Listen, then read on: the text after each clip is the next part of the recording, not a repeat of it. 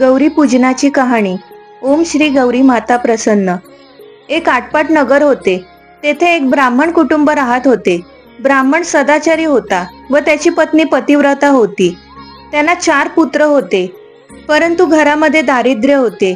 ब्राह्मण घरोघरी जाऊन भिक्षा मागत असे, त्यामुळे पत्नी व 4 मुले यांचे पालनपोषण होत असे। एकदा भाद्रपद महिन्यात अनुराधा नक्षत्रावर अनेक सुवासिनी नदी काठावरून खड्यांच्या गौरी उत्साहाने वाजत गाजत घरी आणत होत्या। ब्राह्मणाच्या मुलांनी ते दृश्य पाहिले। त्यांनी घरी आल्यानंतर आईला सांगितले की आपल्या नगरातील सर्व सुवासिनी गौरी आणतात, आपणही गौरी आणूया का? आई म्हणाली, आपण गौरी कशा काय आणणार? त्या गौरींसाठी खिरीचा घावण घातल्याचा नैवेद्य तयार करावा लागतो। आपण तर गरीब आहोत, आपण गौरी कशा काय आणू शकणार? मुलांच्या मनात गौरी आणण्याची तर फार इच्छा होती, त्यामुळे त्यांनी आईकडे हट्ट धरला। त्यावेळी आई म्हणाली, तुमच्या वडिलांना सांगा गौरीच्या पूजेचे सामान आणा, नैवेद्याला लागणारे सर्व पदार्थ आणा। अशी सर्व तयारी झाली म्हणजे आपण गौरी घरी आणूया। आईच्या सांगण्याप्रमाणे मुले वडिलांकडे गेली व म्हणाली, गौरीच्या पूजेचे सामान आणा व त्याचबरोबर धान्य आणा। तुम्ही हे पदार्थ आणले की आई नदीकाठावर जाऊन आनंदाने गौर आणेल, आपल्या घराला सुखशांती लाभेल। ब्राह्मणाने आपल्या पत्नीस विचारले, आपली मुले बाजारातून गौरीच्या पूजेचे सामान व धान्य आणण्यास सांगत आहेत। त्यावर ती म्हणाली, मुलांनी माझ्याकडे फारच हट्ट केला, गौर आणण्याची त्यांच्या मनात खूप इच्छा आहे। तेव्हा तो ब्राह्मण म्हणाला, गौरी पूजेचा खर्च आपण कसा काय करणार? आपण कोणाकडे पैसे मागणार? कोणी आपणास पैसे देणार नाहीत।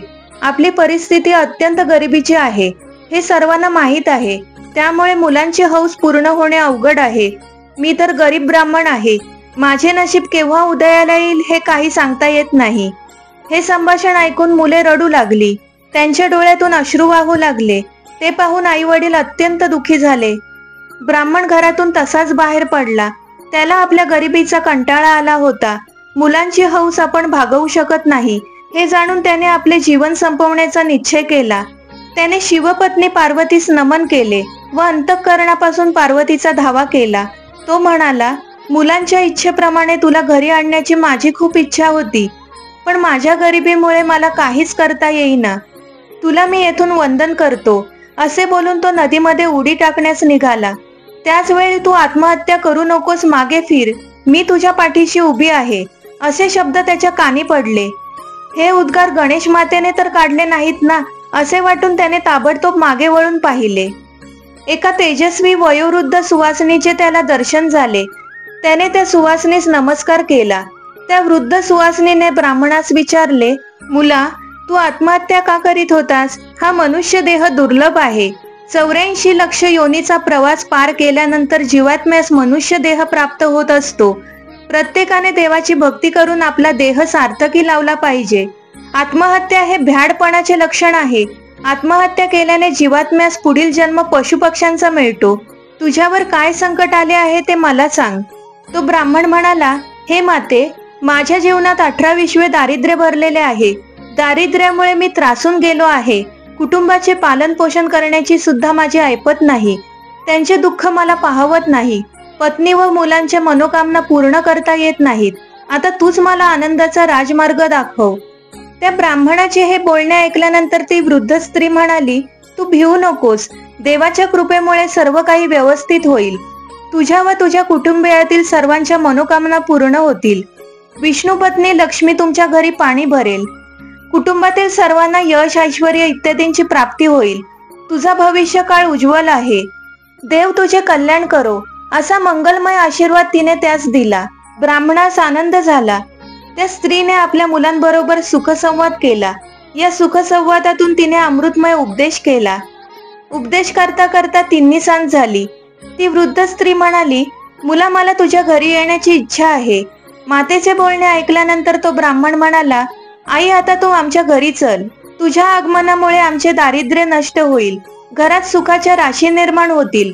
असे बोलून तो त्या तेजस्विनीस आनंदाने आपल्या घरी घेऊन आला। इकडे 4ही मुलांनी सुंदर रांगोळी काढून ठेवली होती। वडिलांनी गौरी पूजनेचे सामान आणले म्हणजे आई गौर आणेल अशी आशा त्या मुलांना वाटत होती।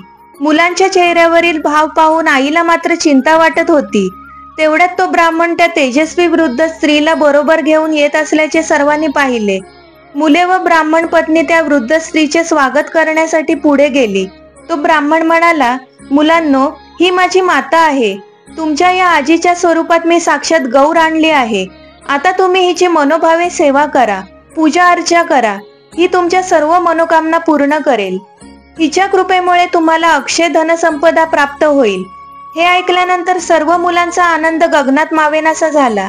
ब्राह्मण पत्नीने त्या तेजस्विनीच्या अंगावरून भाकरी पाणी ओवाळून टाकले. तिचे यथोचित स्वागत केले. तिला हळदी कुंकू लावून विडा दिला. आजी आल्यामुळे मुलांना खूप आनंद झाला होता. त्यांनी आजीला रांगोळीवरून घरात नेले. तिला संपूर्ण घराचे दर्शन घडविले. त्या चारही मुलांनी प्रत्यक्षात खरी गौर चालवली. ब्राह्मण पत्नीने पाट मांडला. तिने आजीला पाटावर बसण्याची नम्र विनंती केली. तिला हळदी कुंकू लावून तिची खणा नारळाने ओटी भरली. तसेच तिला 5 प्रकारची फळे सुद्धा अर्पण केली. त्या आजीस साष्टांग नमस्कार करून आरती ओवाळली. नंतर ब्राह्मण पत्नी माझघरात गेली. आजीला आंबील खाण्याची इच्छा झाली होती. त्यामुळे ती आंबील करण्याकरिता कण्या शोधू लागली.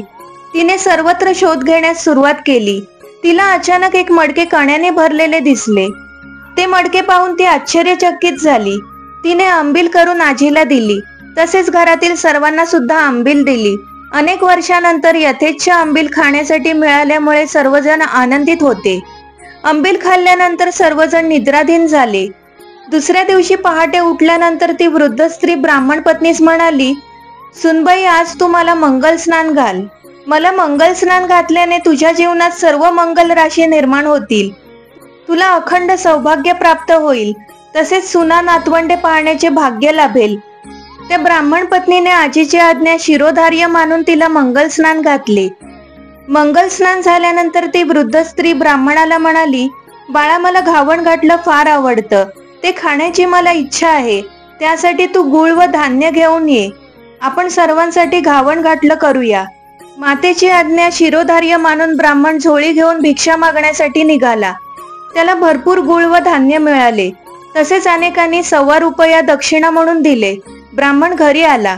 ब्राह्मण पत्नीने घावण घातलं करून आजीला जेवण वाढलं. तिला समाधान झालं. आजीचं जेवण झाल्यानंतर सर्वांनी घावण घातल्याचा यथेच्छ आस्वाद घेतला. त्याच दिवशी आजी आपल्या मुलाला म्हणाली, बाळा, उद्या मला दूध तांदळाची गोड खीर हवी आहे. यावर ब्राह्मण म्हणाला, आई, दूध तांदळाच्या खिरीसाठी दूध कुठून मिळणार? मी भिक्षा मागून तांदूळ आणतो. यावर ती वृद्ध स्त्री म्हणाली, तू चिंता करू नकोस. देव तुला सहाय्य करेल. तू उद्या उठल्यानंतर अंगणात खुंटे पुर. दावी बांधून विविध नावाने गाई म्हशींना हाका मार. तुला हव्या तेवढ्या गाई म्हशींचे दूध प्राप्त होईल. या गाई म्हशींमुळे तुला आयुष्यभर दूध दुभते कमी पडणार नाही. तसेच दही, तूप, लोणी विपुल प्रमाणात प्राप्त होईल. मातेच्या आज्ञेनुसार त्या ब्राह्मणाने दुसऱ्या दिवशी तसे केले. अनेक गाई म्हशी निर्माण झाल्या. त्या दिवशी त्या कुटुंबास भरपूर दूध मिळाले. काही वेळाने त्या ब्राह्मणाने पत्नीला घेऊन गोमातेची पूजा केली. ब्राह्मण पत्नीने दूध तांदळाची गोड खीर केली. तसेच अनेक चविष्ट पदार्थ केले. तळण केले. विविध प्रकारच्या 16 भाज्या एकत्र करून एक भाजी केली. सुग्रास भोजन तयार झाल्यानंतर सर्वजण यथेच्छ जेवले. आजीला दूध तांदळाची गोड खीर फारच आवडली. त्या ब्राह्मण दाम्पत्याने आपल्या नगरातील गोरगरिबांना सुद्धा अन्नदान केले. दुसऱ्या दिवशी पुरणपोळ्या, त्यावर साजूक तूप, कटाची आमटी, भजी, कुरडया असा स्वयंपाक तयार केला. तसेच आजीच्या आग्रहाखातर लाडू, चिवडा, करंज्या, चकली असे अनेक गोडधोड पदार्थ केले. ते आजीला वाढले. ते पदार्थ खाऊन आजी समाधानी झाली. तिसऱ्या दिवशी आजीने सांगितले, हे मुला, तू माझी फार सेवा केलीस. सुनबाईने मला स्वादिष्ट व यथेच्छ जेवण दिले. नातवंडांनी प्रेम दिले. मला समाधान झाले. मला आता घरी जायचे आहे. तू मला नदीकाठी पोहोचव. त्यावेळी ब्राह्मण म्हणाला, आई, मी तुला आता कशी काय पोचती करणार? तू आल्यामुळे आमच्या घराचा कायापालट झाला. तुझ्या आगमनाने आम्हाला ऐश्वर्य प्राप्त झाले. तू गेलीस तर हे सारे वैभव नाहीसे होईल. आजी म्हणाली, बाळा, असे होणार नाही. माझ्या मंगल आशीर्वादाने तुला कधीच काहीच कमी पडणार नाही. ज्येष्ठा गौरी म्हणतात ती मीच होय. आपण सर्वांनी अंतःकरणपूर्व माझी सेवा केली, त्यामुळे तुम्हाला इच्छित फळ प्राप्त होईल. तुमच्या सर्व मनोकामना पूर्ण होतील. तुम्हाला सुख, शांती, समाधान लाभेल. तुमच्यावर काही संकट आले तर मी धावत पळत येईन, तुमच्या मागे पुढे उभी राहून तुमचे संरक्षण करीन. आईने दिलेले आश्वासन ऐकून सर्वांनी तिला मनोभावे नमस्कार केला. आईच्या हाताला धरून तिला पोचवण्यासाठी सर्वजण नदीकाठी आले. त्या दिवशी मूळ नक्षत्र होते. सर्वांनी तिचा जय जयकार केला. आईने त्या ब्राह्मणाच्या हाती वाळू दिली व ती वाळू सर्व घरभर टाक म्हणून सांगितले. आता तुला काही कमी पडणार नाही असा मंगल आशीर्वाद दिला. हे शुभदायिनी माते, तू आमचे 18 विश्वे दारिद्र्य नाहीसे केलेस, तसेच आमचे दुःख दूर केलेस. आम्हा सुख शांती समृद्धी देऊन वैभव प्राप्त करून दिलेस. आता दिवस रात्र आम्ही तुझे स्मरण करू. हे जगन्माते, आम्ही तुला कधीही विसरणार नाही, तुझे सदैव स्मरण करू असे म्हणून सर्वांनी तिला नमस्कार केला. 4ही मुलांनी साष्टांग नमस्कार घातला. माते, आता तू केव्हा परत येणार असे ब्राह्मणाने विचारले. पुढच्या वर्षी मी निश्चित येईन, त्यावेळी अनुराधा नक्षत्र असेल. मला नेण्यासाठी तुम्ही सर्वजण येथेच या. आता 2 खडे घेऊन घरी जा. गरम पाण्याने व दुधाने त्याला स्नान घाला. ज्येष्ठा गौरी व कनिष्ठा गौरी समजून त्यांची स्थापना करा. भावभक्तीने त्यांची पूजा करा. अनेक गोड पदार्थांचा नैवेद्य करा. सुवासिनींना घरी बोलावून त्यांची खणा नारळाने ओटी भरा. तुमच्या घरातील सर्वांचे सर्व भावे कल्याण होईल असे आजीने सांगितले. त्या वृद्ध स्त्रीने आपले रूप पालटले व दिव्य अवतारात सर्वांना दर्शन दिले.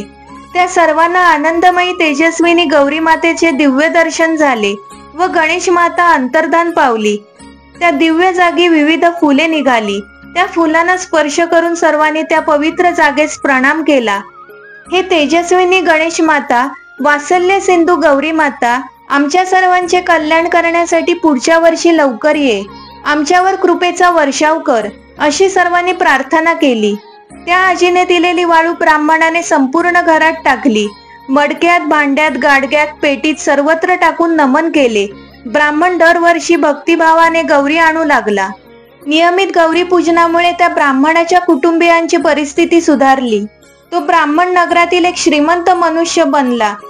त्याने दरवर्षी गौरी उत्सवाच्या वेळी अन्नदान करण्यास सुरुवात केली. अशी ही 60 उत्तराची कहाणी.